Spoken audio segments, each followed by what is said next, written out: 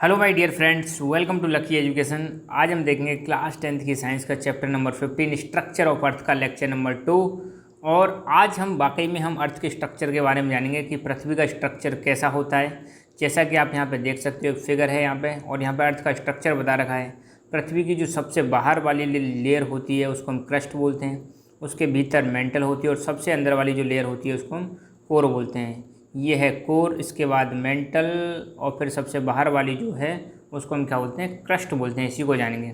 इससे पहले एक छोटी सी सूचना, हमारी क्लास 10th की साइंस का कंप्लीट वीडियो कोर्स आपको यहाँ पर मिल जाएगा। हमारी ऐप आ चुकी है लकी एजुकेशन ऐप, जहाँ पर आप जब इसको डाउनलोड करोगे तो यहाँ पर एक कोर्स दिखाई देगा आपको, क्लास 10 साइंस RVSE, जो कि मात्र 500 रुपये में यहाँ पर पूरा कोर्स मिलेगा। सारे के सारे नोट्स मिलेंगे और सारे के सारे वीडियो जिसमें अवेलेबल होंगे। कुछ वीडियो अभी भी आ रहे हैं, कुछ चैप्टर जो फ्यूचर में आपके कंप्लीट हो जाएंगे। तो आज टॉपिक की शुरुआत करते हैं, स्ट्रक्चर ऑफ अर्थ। पृथ्वी का स्ट्रक्चर कैसा है उसी को हम शुरुआत करेंगे, जानेंगे। तो पृथ्वी के स्ट्रक्चर की अगर हम बात करें तो पृथ्वी के स्ट्रक्चर में मतलब ध्यान रखना 3 लेयर्स होती हैं पृथ्वी में। सबसे अंदर वाली जो लेयर होती है उसको हम कोर बोलते हैं, उसके बाहर वाली जो लेयर है उसको मेंटल बोलते हैं और सबसे बाहर वाली जो लेयर है उसको क्रस्ट बोलते हैं। कोर के भी 2 भाग हैं। कोर का भी जो अंदर वाला भाग है उसको इनर कोर बोलते हैं और कोर का बाहर वाला भाग है उसको हम आउटर कोर बोलते हैं। ठीक है, तो ध्यान रखना, कोर कितने प्रकार की, 2 प्रकार की, इनर कोर, आउटर कोर, फिर मेंटल और सबसे बाहर क्रस्ट। क्रस्ट वो है जो जहाँ पर पेड़ पौधे और हम सब रहते हैं, वो ऊपर वाला जो पृथ्वी का सबसे अपर मोस्ट लेयर है उसको क्रस्ट बोलते हैं। ठीक है, तो ये कई सारे डायग्राम है इसीलिए दिखा रखें ताकि आपको क्लियर हो जाए एक बार। तो ध्यान रखना, कोर के भी 2 पार्ट्स होते हैं, ऐसे मेंटल के भी 2 भाग होते हैं, लोअर मेंटल और अपर मेंटल। ठीक है, तो ये चीज़ आप ध्यान रखना। अब बुक में जो जानकारी दे रखी है उसको एक बार कवर कर लेते हैं, देख लेते हैं क्या क्या चीज़ें दे रखी हैं बुक में। हाँ, तो earth is consist of many layers. पहली बात तो पृथ्वी में कई सारी लेयर्स पाई जाती हैं। सबसे अंदर जो कोर होती है, उसके बाहर मेंटल होती है और सबसे बाहर की तरफ होती है क्रस्ट। तो इसमें 3 लेयर्स पाई जाती हैं, ध्यान रखना।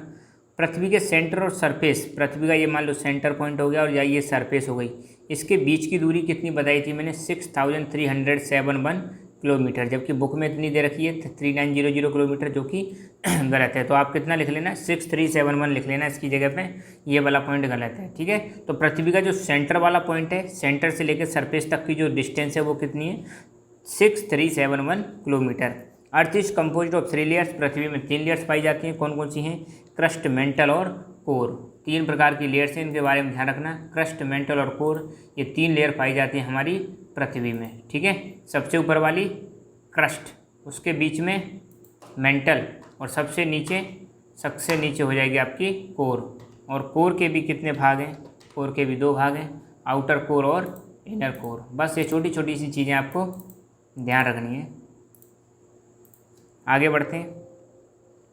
सबसे पहले हम देखेंगे क्रस्ट के बारे में। तो क्रस्ट मैंने बताया था, जो अपर मोस्ट लेयर होती है पृथ्वी की उसी को हम क्या बोलते हैं, क्रस्ट बोलते हैं। ठीक है, तो the outer most layer of the earth is solid layer called crust. और ये बाहर वाली जो लेयर होती है कैसी लेयर होती है, सॉलिड होती है, मजबूत होती है, और इसी को हम क्या बोलते हैं, क्रस्ट बोलते हैं। ठीक है, तो it is solid and thickness is not uniform at every place. इसकी जो थिकनेस है सभी जगह पर बराबर नहीं पाई जाती, कहीं पर थिकनेस ज़्यादा है, कहीं पर थिकनेस कम है।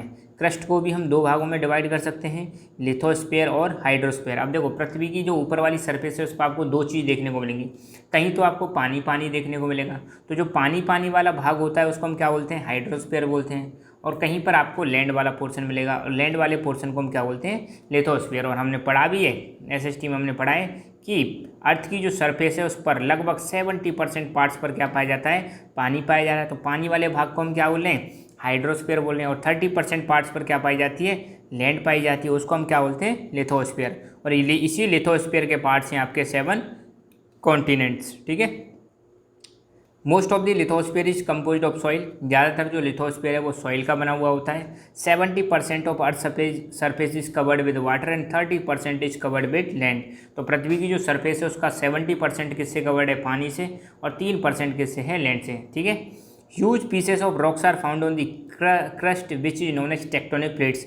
अब पृथ्वी पर क्या है, बड़े बड़े रॉक्स के पीस पाए जाते हैं। मैंने जो बताया था ना, लिथोस्फीयर को हम कई सारी प्लेट्स में डिवाइड कर सकते हैं और इन्हीं प्लेट्स को हम क्या बोलते हैं, टेक्टोनिक प्लेट्स। और जब ये प्लेट्स मूव करती हैं तो और मूव करने के पश्चात अगर ये टकराती हैं आपस में, हल्का सा भी टकरा जाती हैं तो क्या होता है, वाइब्रेशंस क्रिएट होते हैं और अर्थक्वेक आता है। तो ये जो टेक्टोनिक प्लेट्स होती हैं जब ये आपस में टकराती हैं उसी की वजह से क्या आते हैं, भूकंप आते हैं। ये चीज़ आप ध्यान रखना।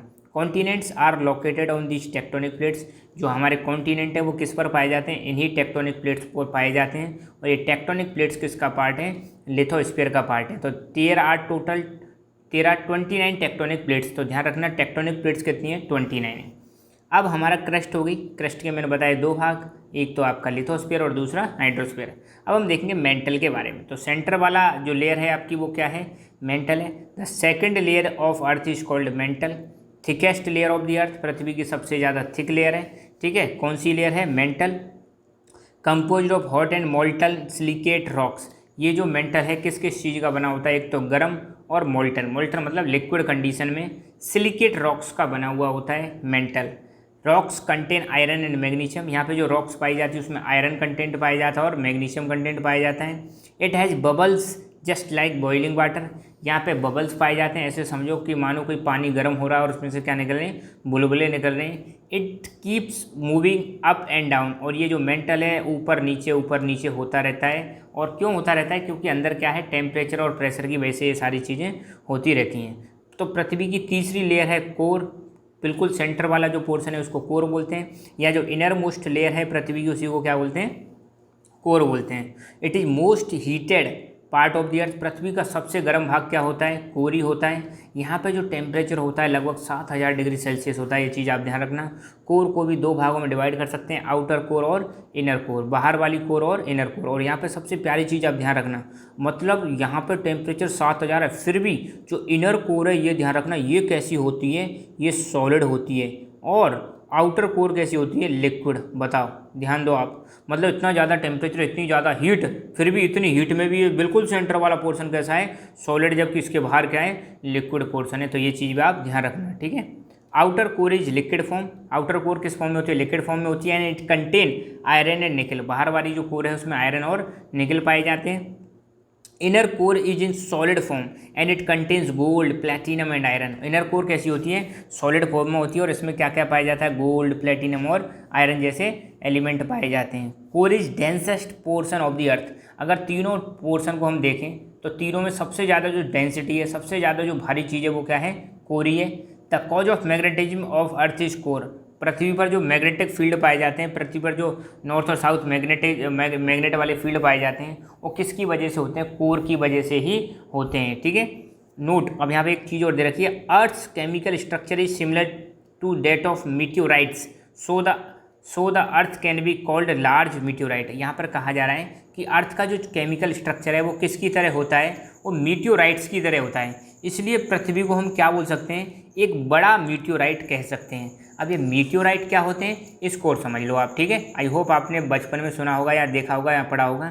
तीन वर्ड आपने पढ़े होंगे, एक है मीटियोराइट, मीटियोरॉइड्स, मीटियोर्स और मीटियोराइट। ध्यान देना, मीटियोरॉइड्स, मीटियोर और मीटियोराइट। मीटियोरॉइड्स क्या होते हैं, meteoroids are object in space. ध्यान देना, स्पेस मतलब अंतरिक्ष। ये ऐसी वस्तुएं होती हैं जो कहाँ पर पाई जाती हैं, स्पेस में पाई जाती हैं। और स्पेस में पाई जाने वाली चीज़ों को हम बोलते हैं सेलेस्टियल बॉडीज़। क्या बोलते हैं, सेलेस्टियल बॉडीज, मतलब खगोलकीय पिंड बोलते हैं, ठीक है। तो meteoroids are object in space that range in size from dust grain to small asteroids. Think of them as space rocks. मतलब इनका जो साइज़ होता है वो डस्ट के ग्रेन से लेके छोटे छोटे एस्टेरॉइड्स के बराबर होता है। एस्टेरॉइड्स थोड़े लार्ज रॉक्स होती हैं, तो इनको हम मीटियोरॉइड्स को क्या बोल सकते हैं, स्पेस रॉक्स बोलते हैं। स्पेस में पाई जाने वाली जो चट्टान होती है उनको हम क्या बोलते हैं, मीटियोरॉइड्स बोलते हैं। अब यही चट्टान जब अर्थ के एनवायरनमेंट में या अर्थ के एटमॉस्फेयर में प्रवेश कर जाती हैं और जलने लगती हैं तो इनको हम क्या बोलते हैं, मीटियोर्स या शूटिंग स्टार्स भी कहते हैं, ठीक है। When meteoroids enter earth's atmosphere at high speed and burn up the fireballs और shooting stars are called meteors. तो मतलब जो शूटिंग स्टार भी बोल देते हैं, जब ये मतलब मीटियोरॉइड्स अर्थ के एटमॉस्फेयर में आते हैं तो फ्रिक्शन की वजह से ये क्या होने लगते हैं, जलने लगते हैं, बर्न होने लगते हैं, तो इनको बोलते हैं हम शूटिंग स्टार या मीटियोर्स बोला जाता है, ठीक है।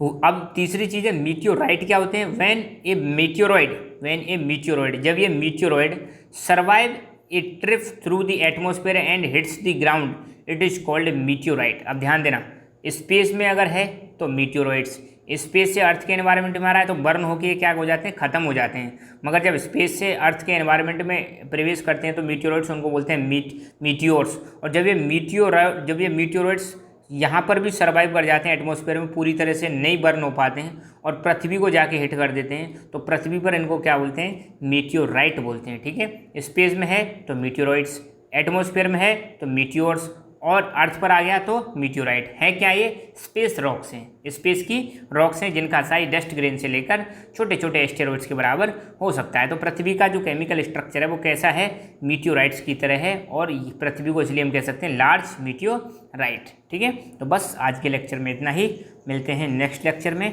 तब तक के लिए thank you so much, keep learning, keep enjoying, and as always God bless you all.